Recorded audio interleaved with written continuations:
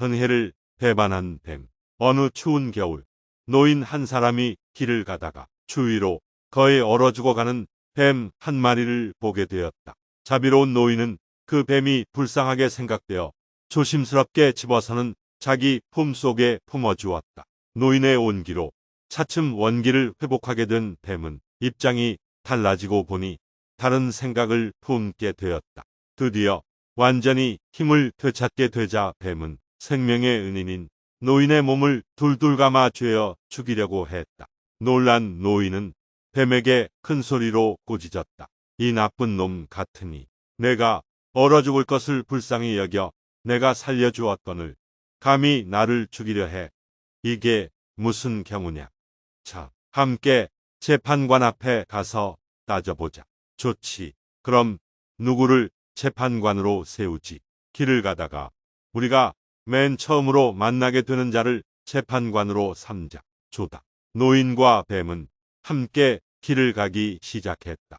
얼마 안 가서 저쪽에서 황소 한 마리가 오는 것이 보였다. 황소를 불러 세운 노인은 황소에게 그동안 일어났던 일을 모두 이야기했다.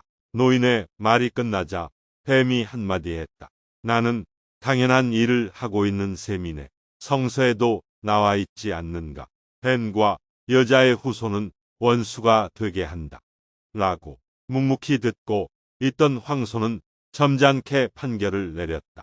뱀의 말이 맞는 것 같군. 성경에서 그렇게 말하고 있다면 인간이 뱀에게 아무리 자비를 베풀었어도 뱀은 악하게 보답을 해도 좋을 것이요. 사실 그동안 우리들은 너무 푸대접을 받아왔소. 나의 주인을 봐도 그래. 나는 아침부터 저녁까지 주인을 위해 뼈 빠지게 일을 하고 있는데 주인은 내게 고마워할 줄 모르거든. 주인 놈은 하루 종일 놀면서 맛있는 음식만 골라 먹고 내게는 찌꺼기조차 주는 걸 아까워하지. 또 잠자리는 어떻고 자기는 따뜻한 침대에서 포근히 자면서 나는 마당에서 덜덜 떨면서 자든지 말든지 신경도 안 쓰거든. 황소는 처음엔 점잖게 나오다가 점점 흥분하여 욕을 내뱉기도 하는 등 과격한 말과 인간에 대한 불만만을 쏟아붓고는 자리를 떠났다. 노인은 황소의 엉터리 판결에 화를 내며 다시 뱀과 함께 계속 걸어갔다.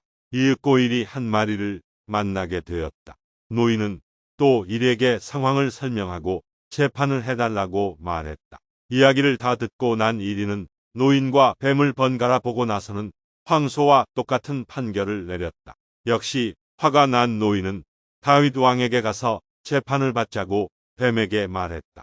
이윽고 다윗 왕 앞에 나선 노인과 뱀. 그러나 다윗 역시 노인에게 유리한 판결을 내려주진 않았다. 성서에서도 말했듯이 옛부터 뱀과 인간은 원수지간이다. 그러니 뱀이 너를 해친다 해도 나로서는 어쩔 도리가 없다. 노인은 눈물을 흘리며 다윗 왕 앞을 물러나왔다. 그때 뜰 한편에 있는 우물가에서 혼자 놀고 있는 솔로몬 왕자가 노인의 눈에 띄었다. 그때 소년 솔로몬은 아버지인 다윗 왕의 지팡이가 우물에 빠졌기 때문에 수면에 돌을 던져 지팡이가 물 위로 떠오르도록 하고 있었다. 그 광경을 본 노인은 솔로몬의 그런 행동이 범상치 않음을 알아채고는 자신의 속사정을 이야기해 봐야겠다고 생각했다. 저 왕자에게 내 사정을 이야기해 봐야겠다. 어쩌면 내가 옳다는 것을 증명해 줄지도 모르겠군. 노인은 솔로몬에게 다가가 뱀이 자기에게 했던 못된 행동을 소상하게 얘기했다. 아버님께 이렇게 다툰 이야기를 자세히 말씀드렸습니까? 물론 그랬습니다. 그러나 대왕님께서는 대왕님의 힘으로도 저를 구해줄 길이 없다고 하시더군요. 그랬나요? 어디 우리 함께 아버님께 가봅시다. 그리하여 솔로몬과 노인 그리고 뱀은 다시 다윗 왕 앞에 서게 되었다. 아버님께서 이 사건을 해결할 수 없다고 말씀하셨다고 들었습니다. 무슨 까닭으로 그렇게 말씀하셨는지요? 성서의 가르침을 따르다 보니 그렇게밖에 판결을 내릴 수 없었느니라. 아버님, 그러시다면 이 사건을 저에게 한번 맡겨 주시겠습니까? 솔로몬의 요청에 다윗은 잠시 아들을 바라보았다. 그리고는 아들의 총명함을 아는지라 그 요청을 받아들였다. 먼저 솔로몬은 뱀을 향해 물었다. 너는 왜 너의 생명을 구해준 사람에게 해를 끼치려고 하는 거냐? 그것은 아까도 말했지만 하나님께서 저에게 명하셨기 때문입니다. 그럼 너는 성서에 나와 있는 것이라면 무엇이든지 따르고 있느냐? 물론입니다. 그래.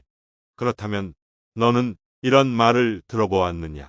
서로 다투고 있는 두 사람은 재판관 앞에서는 반듯하게 서 있어야 한다는 율법 말이다. 만일 내가 성서를 그렇게 존중한다면 너는 즉시 그 노인의 몸에서 떨어져 반듯하게 서지 않으면 안 되는 것이다. 그렇다면 그렇게 하겠습니다.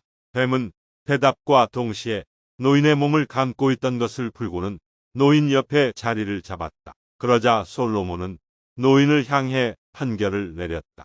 성서에 여자의 후손이 뱀의 머리를 상하게 할 것이오라고 기록되어 있으니 성서에서 명하는 대로 빨리 하시오. 그러자 노인은 지팡이를 번쩍 치켜들어 뱀의 머리를 힘껏 내리쳤다. 그리하여 뱀은 배은망덕했던 죄로 죽음을 당하고 말았다.